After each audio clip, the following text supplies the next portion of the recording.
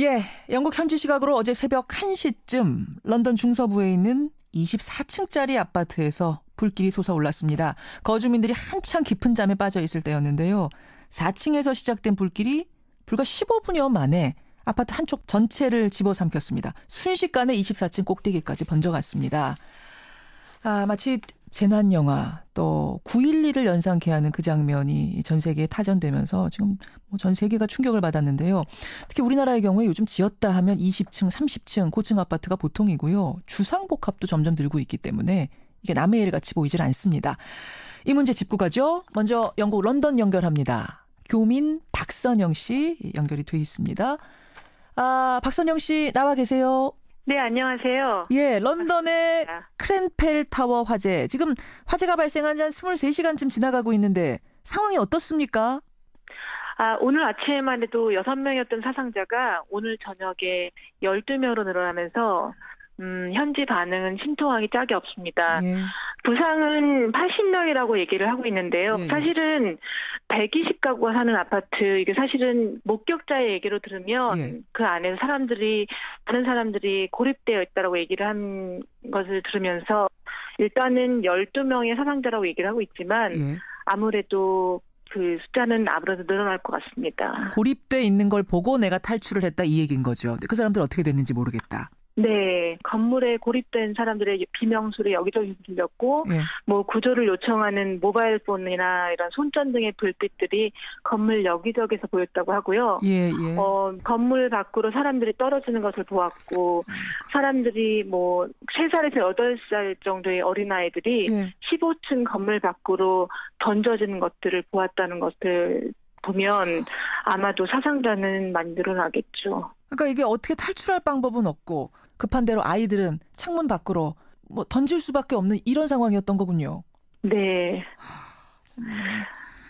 아니 어떻게 저층에서 발생한 불이 그렇게 순식간에 건물 전체 24층을 다 집어삼킬 수가 있는가? 이게 이해가 안 가요. 이거 일단 화재 원인은 뭘로 보고 있고 이렇게까지 순식간에 번진 원인은 또 뭘로 보고 있습니까?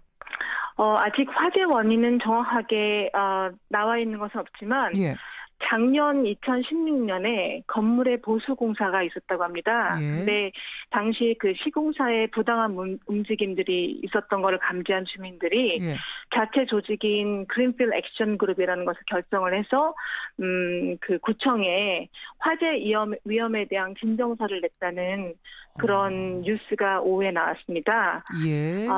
일단은 좀 더 그런 뉴스를 좀 더 봐야 되겠지만 여러 그런 정황과 주장을 뒷받침하는 그런 시공사에 예. 부당 거래 의혹이 있지 않나라고 하는 그런 뉴스가 조심스럽게 불거져 나오는 상황입니다. 애초에 그러니까 저층에서 왜 불이 났었는지는 아직 모르지만 이렇게 순식간에 번진 건 보수공사, 그러니까 리모델링 공사 과정에서 뭔가가 문제가 있었던 게 아닌가. 이렇게까지는 지금 추정이 되고 있는 거군요. 그렇죠. 예. 사실은 이렇게 고층 건물의 시공 기준에 따르면은 예. 아파트 가구의 하나하나가 블록 형태의 그런 소방 안전 상태로 지어져야 한다고 하는데, 그러니까 그 말은 아파트 한 집에서 사고가 나면 예. 그 집이 다 들어갈 때까지 다른 집으로 화재가 번질 수 없다는 얘기죠. 그런데 이런 전문적인 안전 기준을 바탕으로 예. 소방 안전 규칙이 타워 주민들한테 전해졌었죠. 그래서 사고가 나면 집안에 머물러다라고 하는. 예. 그런데 결국 그런 규칙을 따랐으면 모든 사람들이 다 죽었을 것이다라고 하는 그런 뉴스들이 나오고 있습니다. 있군요. 원래는 그대로 이렇게 높은 건물에서 사고 났을 때는 그대로 있는 게 안전하다라는 지침이 있는데 그대로 있었으면 이번에는 정말 모두가 다 사망하는 이런 상황까지도 갈 뻔했다. 정말로 허술하게 지어진 아파트네요. 그렇죠. 그래서 그런 시공사의 그런 기준에 따르면 한 집이 전부 타들어가는데 최소 30분 이상이 걸린다고 하거든요. 그렇다면 예. 전부 화염에 휩싸이는 데 걸리는 시간이 최소 60시간 이상이 걸린다는 얘기인데 결국 문제가 있어도 단단히 있었다는 얘기죠. 그러네요. 이게 저소득층이 많이 사는 공공임대주택이라고 해서 더 안타까워요. 그렇죠. 런던에는 사실은 이런 고층 건물이 없습니다. 그래서 런던의 이 그랜필드 타워는 카운슬 블록으로 저소득층에 있는 그런 모든 사람들이 살던 그런 집이죠. 그래요. 아까 화재 원인은 아직 안 나왔다고 했습니다만 이게 혹시라도 테러와 연관돼 있을 가능성은 없겠습니까? 여태까지 나와 있는 뉴스를 보면 테러와는 상관이 없는 걸로 여러 가지 상황을 보면 결국에는 뭐 부당거래, 뭐 시공사의 이런 잘못된 안전 수칙, 이런 여러 상황, 그리고 이 4층에 그런 누전이 아닐까라고 하는 그런 추측들이 나오고 있습니다.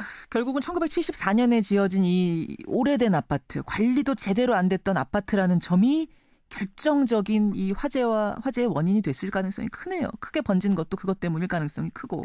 그렇죠. 이런 사고는 전례도 없고 사실 유럽 전체에서 이런 커다란 대형 화재는 아마도 처음이 아닌가. 그 사람들의 이런 지금 현지의 그런 반응들은 충격 이상, 전쟁과 같았던 그런 상황으로 사람들이 묘사를 하고 있습니다. 전무후무한 상황, 유럽에서는 뭐 이런 이야기도 지금 나오던데요. 알겠습니다. 박선영 씨, 상황 전해주셔서 고맙습니다. 감사합니다. 런던의 교민 박선영 씨를 먼저 연결해봤습니다. 사실 이 뉴스를 접하고 많은 분들이 내가 사는 집에 저런 불이 났으면 어떻게 하나 뭐 이런 생각들 하셨을 거예요. 우리는 괜찮은 걸까요? 전문가 연결하죠. 서울시립대 소방방재학과 이영주 교수 연결이 돼 있습니다. 이영주 교수님 안녕하세요. 예, 안녕하세요. 예. 영국의 사고. 여기는 이제 고층인데다가 관리까지 안 된 노후 아파트였다는 점. 두 가지가 다 겹치면서 이렇게 사고가 커진 거죠?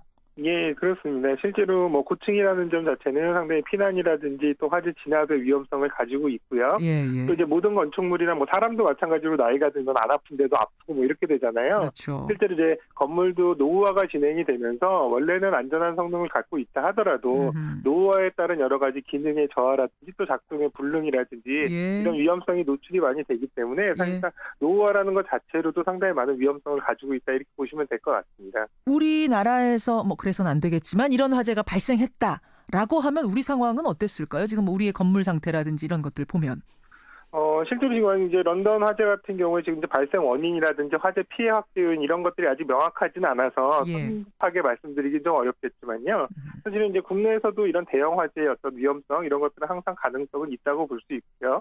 또 특히 이제 우리나라의 경우에는 다른 나라들보다 이제 훨씬 아파트의 주거 비율이 높고요. 또 아파트의 어떤 주거 밀도 이런 것들도 상당히 높기 때문에 사실은 대형 화재가 발생을 했다라고 한다면 사실 이번 화재랑 크게 그 결과나 양상이 다르진 않았을 것이다 이렇게 생각이 됩니다.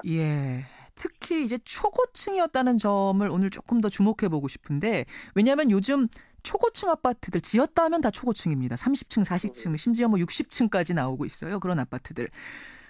최신식이기 때문에 이번 영국의 아파트처럼 뭐 그렇게 관리가 안 된다든지 그렇진 않겠습니다만 초고층 사시는 분들이 항상 걱정하는 건 우리 아파트에서 불이 나면 이건 난 어떻게 되는 건가? 어떻게 대피해야 되는 건가? 그런 질문들 많이 하세요. 어떻습니까? 맞습니다. 실제로 이제 초고층 같은 경우는 사실 이제 우리가 대피할 수 있는 경로가 사실 수직으로 연결되어 있는 계단이 주로 주가 될 텐데요.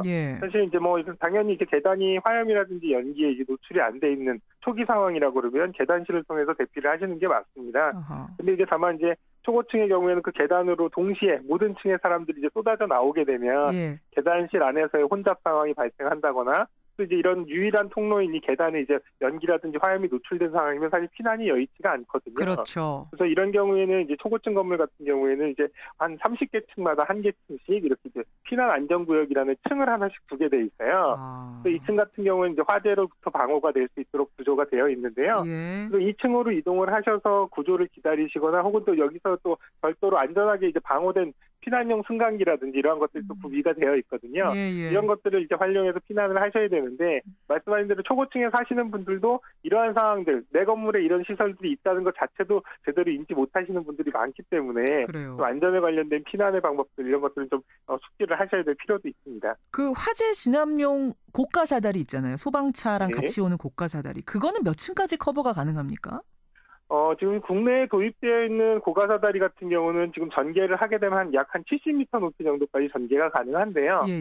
건물의 층수로 보면 한 20층에서 한 25층 정도 사이 이 정도까지 도달이 가능하기 때문에 사실은 고층 건물이나 초고층 같은 경우에 모든 층을 전부 다 커버하기에는 좀 한계가 있습니다. 그러네요. 그건 뭐 우리나라 초고층뿐만 아니라 외국의 초고층도 그래서 이제 그러한 초고층의 어떤 피난 개념 때문에 뭐 피난 안전 공간의 안전도를 더 높인다든지 실제로 화재가 났을 때 자체적인 어떤 방호 성능을 강화한다든지 예. 이런 부분들을 이제 병행해서 안전도를 확보를 하고 있다고 보시면 될 것 같아요. 알겠습니다. 자, 그렇다면 초고층 아파트 또 우리나라의 많은 노후 아파트들 좀 보완해야 될 점 뭐가 있을까요? 정리를 좀 해보죠.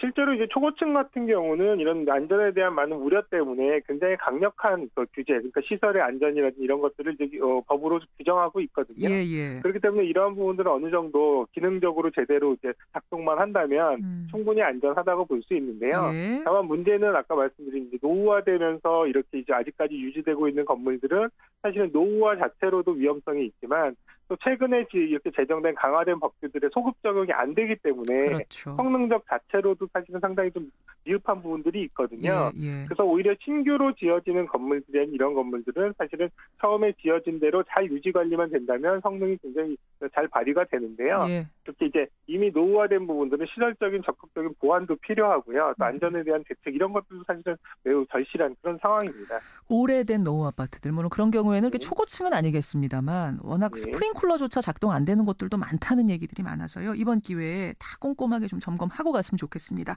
여기까지 말씀 듣죠. 고맙습니다. 예. 서울시립대 소방방재학과 이영주 교수까지 만났습니다.